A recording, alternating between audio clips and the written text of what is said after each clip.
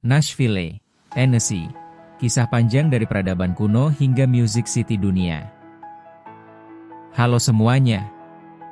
Selamat datang di channel ini. Hari ini, kita akan menelusuri perjalanan panjang sebuah kota yang bukan hanya menjadi pusat musik dunia, tetapi juga saksi dari berbagai babak sejarah Amerika Serikat. Kota ini lahir dari pertemuan peradaban kuno, berkembang melalui peperangan, menjadi pusat pendidikan, kemudian menjelma sebagai Music City yang mendunia. Inilah cerita lengkap tentang Nashville, Tennessee. Sebelum nama Nashville dikenal, wilayah ini telah dihuni oleh peradaban kuno Mississippian yang membangun gundukan tanah sebagai pusat upacara dan pemukiman mereka. Artefak yang ditemukan di daerah sekitarnya membuktikan bahwa tanah ini telah menjadi pusat aktivitas manusia selama ribuan tahun. Setelah peradaban Mississippian meredup, tanah ini dihuni oleh suku-suku asli Amerika seperti Cherokee, Chickasaw, dan Shawnee. Mereka hidup dari berburu, bertani, dan berdagang. Ketika bangsa Eropa mulai menjelajah Amerika, tanah ini menjadi arena pertemuan dan juga konflik. Pada awal abad ke-18, para pedagang Prancis mendirikan pos dagang bernama French Lick di tepi sungai Cumberland. Nama ini diambil dari adanya sumber air garam yang banyak dikunjungi hewan liar, sehingga memudahkan perburuan. Pos ini menjadi tempat interaksi antara pedagang kulit dan suku asli.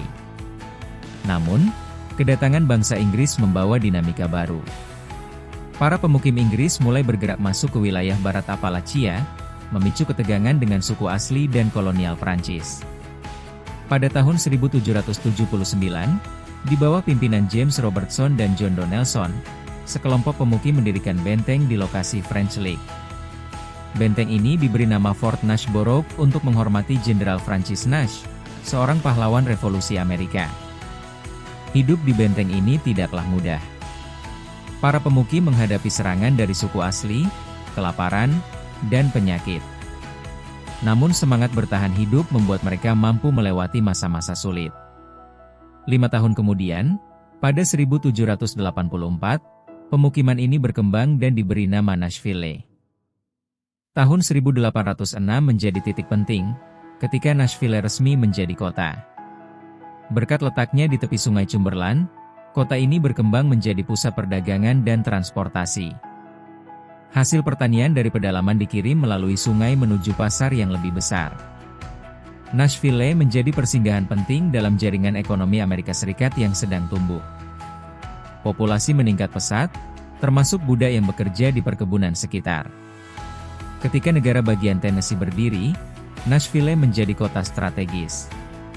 Pada 1843, statusnya meningkat menjadi ibu kota Tennessee. Bangunan megah seperti Tennessee State Capitol dibangun, berdiri kokoh hingga kini sebagai simbol kekuasaan politik. Namun masa damai ini tidak berlangsung lama. Ketegangan antara utara dan selatan mengenai perbudakan meletus menjadi perang saudara. Tennessee menjadi negara bagian terakhir yang bergabung dengan konfederasi. Nashville, sebagai pusat logistik, segera menjadi target penting bagi Union. Pada Februari 1862, pasukan Union berhasil merebut Nashville tanpa pertempuran besar, menjadikannya ibu kota konfederasi pertama yang jatuh. Pertempuran Nashville pada Desember 1864 semakin mempertegas kemenangan Union di wilayah barat. Setelah perang usai, Nashville harus membangun kembali. Ekonomi berubah dari berbasis perkebunan menjadi industri dan perdagangan. Gelombang pembangunan infrastruktur memperkuat posisi kota ini. Pada tahun 1897, Nashville menjadi tuan rumah Tennessee Centennial and International Exposition, sebuah pameran dunia untuk merayakan 100 tahun berdirinya Tennessee. Untuk acara ini, replika Parthenon dibangun di Centennial Park, melambangkan julukan baru Nashville sebagai Athens of the South karena banyaknya institusi pendidikan dan semangat intelektual yang berkembang. Fisk University, didirikan pada 1866, menjadi pusat pendidikan bagi masyarakat Afrika Amerika pasca perbudakan. Paduan suara Fisk Jubilee Singers membawa musik spiritual kulit hitam ke dunia internasional, memperkenalkan harmoni yang kelak memengaruhi perkembangan musik Amerika. Vanderbilt University, berdiri pada 1873, berkembang menjadi universitas riset bergengsi. Meharry Medical College memberikan akses pendidikan medis bagi komunitas kulit hitam di era diskriminasi. Keberadaan universitas-universitas ini menjadikan Nashville pusat intelektual di selatan. Abad ke-20 membawa transformasi budaya yang luar biasa.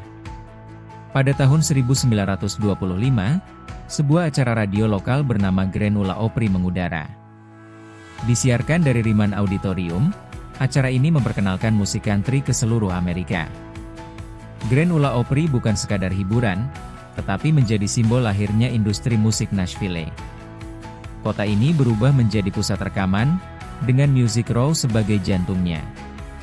RCA Studio B berdiri dan melahirkan ratusan lagu hits, termasuk rekaman legendaris Elvis Presley. Nama-nama besar seperti Hank Williams, Johnny Cash, dan Dolly Parton ikut mengukir sejarah di Nashville. Hingga kini, Grand Ole Opry tetap mengudara, menjadi siaran radio terlama dalam sejarah. Di sisi lain, tahun 1960-an menjadi periode penting dalam perjuangan hak sipil. Mahasiswa dari Fisk dan Tennessee State University memimpin aksi duduk, sit-in, untuk menentang segregasi di restoran dan ruang publik. Tokoh seperti John Lewis dan Diane Nash muncul dari pergerakan ini, membawa semangat perubahan ke seluruh negeri. Nashville menjadi salah satu kota pertama di selatan yang berhasil mendesegregasi fasilitas umum melalui protes damai. Namun jalan menuju kesetaraan tidak mudah, karena kota ini juga menjadi tempat berdirinya cabang KKK pada abad ke-19. Dekade demi dekade, Nashville terus berkembang. Industri kesehatan tumbuh pesat, terutama setelah berdirinya Hospital Corporation of America, HCA, pada 1968, menjadikan kota ini pusat kesehatan terbesar di Amerika.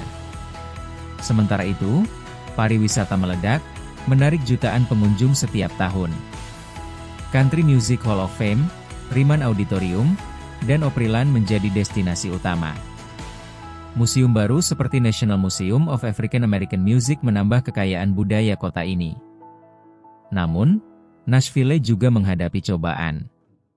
Banjir besar tahun 2010 menenggelamkan sebagian kota, merusak Opryland dan Grand Ole Opry House. Warga bekerja sama memulihkan kota dengan cepat. Pada dekade 2010-2020, pusat kota mengalami regenerasi besar. Lower Broadway yang dulu suram kini menjadi distrik hiburan penuh honky-tonk, bar, dan musik live setiap malam. Distrik seperti East Nashville, Germantown, The Gulch, dan 12 South menjadi pusat kuliner, seni, dan gaya hidup kreatif. Di era modern, Nashville memasuki babak baru sebagai kota teknologi dan inovasi. Proyek ambisius transportasi bawah tanah yang menghubungkan pusat kota dengan bandara mulai dikerjakan, menarik perhatian dunia. Pertumbuhan ini membawa tantangan baru, seperti kenaikan harga rumah, gentrifikasi, dan ketegangan sosial antara tradisi konservatif dan gelombang progresif.